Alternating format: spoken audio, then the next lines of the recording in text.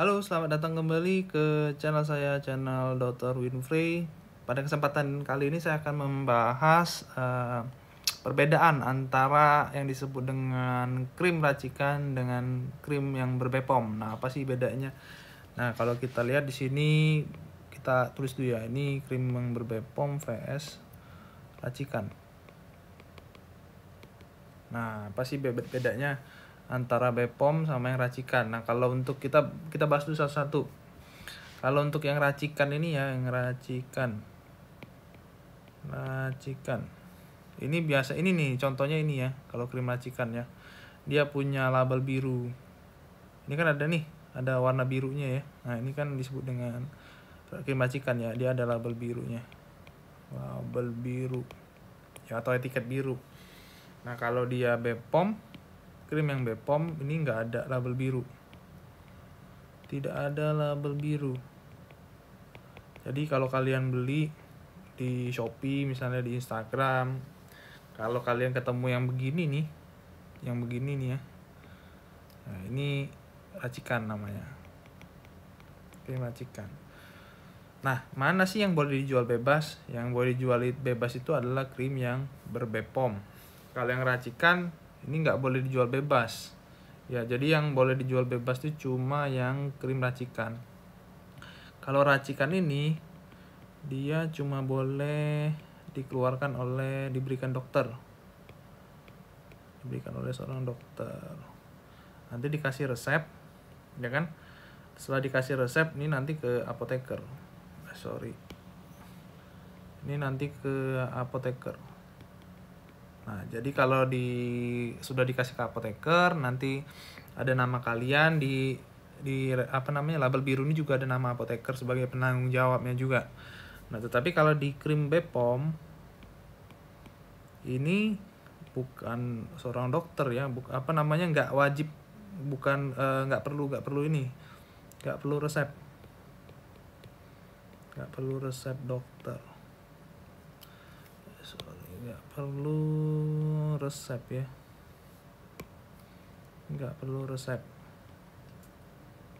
perlu resep dokter ya. Nah, jadi bisa kalian jual bebas kalau untuk yang krim Bepom. Cuma kalau kalian racikan ini sangat tidak boleh dijual bebas. Nah, jadi secara krim itu jadi kan ada dua secara garis besar tadi yang saya jelasin ya. Ada yang Bepom, ada yang racikan. Nah, kalau yang Bepom ini kita sebut dengan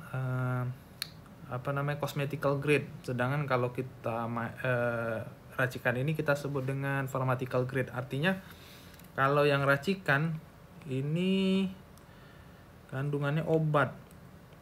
Nah, ini yang kalau disebut dengan orang ketergantungan. Kalau untuk yang krim Bepom ini yang cosmetical grade, bukan obat ya, kelasnya bukan obat. Jadi kalau di Bepom itu dia membuat dua kelas, ada yang kelas obat, non obat. Kalau yang obat yang pharmaceutical grade, kalau yang non obat itu kita sebut dengan cosmetical grade. Nah, kalau orang ngomong racikan ketergantungan ya karena dia obat ya, jadi memang harus dibawa pengawasan oleh seorang dokter. Kalau yang berbepom itu nggak usah seorang dokter juga nggak masalah. Jadi kalian bisa beli secara bebas dan kalian gunakan secara bebas ya. Nah, terus kalau kita lihat lagi untuk racikan ini konsekuensinya apa sih kalau kalian gunakan jangka panjang? Karena dia sifatnya obat, kalau kalian gunakan jangka panjang dan tanpa konsultasi dan di bawah pengawasan seorang dokter, misalnya kalian beli di Instagram, di Shopee ya, itu kan banyak tuh yang jual-jual. Itu harusnya kerjaan Pak Polisi sama Bepom itu biasanya. Kalau ada yang menjual-jual gitu bisa ditangkepin, itu hukumannya bisa pidana untuk seorang produsen maupun seorang distributor dari krim racikan ini. Jadi biasanya yang main kayak gini yang kucing-kucingan nih, biasanya yang sellernya. Ini yang biasanya merugikan kesehatan kulit masyarakat kita, karena kan dijualnya bebas nih, nggak ada dokter yang meresepi ya, jadi nggak ada yang apoteker yang bertanggung jawab juga. Jadi biasanya ya banyaklah ada oknum-oknum yang nggak bertanggung jawab yang menjual kayak gini. Efeknya memang instan kalau dibandingkan dengan skincare Bepom, tetapi ini jangka panjang ini pasti efek samping nih. kalau nggak di bawah dokter ya.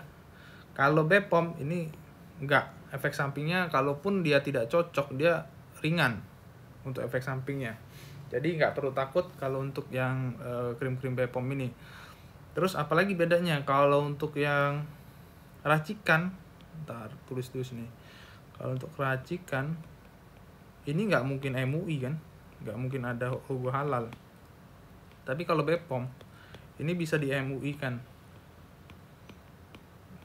ya. Jadi bisa di MUI kan, jadi artinya bisa dihalalkan. Jadi kalau nanti kita ajukan setelah keluar izin edar BPOM, kemudian kita ingin legalitaskan untuk kehalalannya melalui lembaga MUI, nah itu kita bisa ajukan. Nah nanti di situ akan dicek MUI, bila memang tidak ada kandungan yang atau tidak ada kandungan-kandungan yang aman yang bisa memenuhi syarat kehalalan dalam untuk suatu krim atau skincare, nah itu bisa dibuatkan atau kita akan diberikan izin nomor untuk halal tersebut. Tapi kalau untuk racikan itu udah nggak mungkin. Nah terus nextnya kalau kita lihat nih ya, nah kalau untuk racikan ini biasanya kan apa sih masalah kulit itu biasanya kalau nggak melasma atau flek, biasanya kalau enggak akne kan. Nah kalau untuk racikan, nah kalian hati-hati ya. Racikan ini biasanya kalau diberikan dokter sih sah-sah aja, cuma masalahnya kalau diberikan oleh orang yang bukan dokter itu yang gawat. Biasanya kalau bukan oleh dokter, ini yang sering kita sebut dengan krim abal-abal nih. Krim abal-abal. Nah ini yang biasanya krim abal-abal ini isinya tuh bisa ada haki, thread, steroid misalnya. Nah ini nih, ini disebut dengan Klickman formula atau triple terapi biasanya. Ini untuk mengatasi masalah melasma atau jenis-jenis hiperpigmentasi. Nah kalau untuk ini biasanya kalau mereka memberikan ini jangka panjangnya, ini haki ini hidroquinon ya, kalau thread ini tretinoin, ini steroid. Nah ini haki ini kan ada persenannya antar 1%, 2%, sampai 8% misalnya. Ini udah nggak boleh nih. Maksimal banget tuh sebenarnya kalau kita gunakan haki, biasanya kalau untuk resep ya itu biasanya 4% aja udah cukup tinggi ini. Tetapi kalau ada juga di Indonesia yang menggunakan sampai 8%, ini dosa berarti. Ini udah nggak boleh. Ini efek jangka panjangnya apa nih? Bisa menyebabkan okronosis. Kalau udah terjadi okronosis, ini mau diapain juga akan sulit. Nah, steroid ini juga nih. Ini steroid ini macam-macam ya, ada mometasone, ada clobetasol, ya dan lain-lain. Jenis steroid itu banyak. Jadi tergantung dari kebutuhan. Nah ini juga nih kalau kalian gunakan dalam jangka panjang, ini efek sampingnya bisa terjadi atrofi kulit, ya, jerawat, dan lain sebagainya. Telangiectasia yang disebut dengan orang kulit tipis, ya. Jadi memang ada bisa terjadi rebound fenomen. Nah ini pokoknya ini gawat deh kalau kalian gunakan steroid itu lebih dari 2 minggu nih. Jangan gunain lah steroid lebih dari 2 minggu. Intinya kalian jauh-jauh lah namanya krim racikan ini jangan lah. Kalau kalian mau mendapatkan krim racikan, kalian konsultasi ke dokter dulu. Jangan sembarangan dibeli. Nah jadi kalau kalian memang males ke dokter, ya udah beli aja krim BPOM ini. Kalau krim BPOM ini dia nggak mengandung obat-obatan tadi. Ini baru untuk yang pemutih ya, yang ini tadi. Nah ini biasanya digunakan untuk pemutih. Kalau hidroquinon di Indonesia ini udah nggak boleh dijual bebas. Kalau di Amerika masih boleh. Kalau di Indonesia cuma boleh diresepkan oleh dokter yang hidroquinon ini. Nah kalau untuk BPOM ya karena dia tidak mengandung obat, ya sudah bisa dijual bebas. Bisa kalian beli. Sesuaikan aja dengan jenis kulit kalian.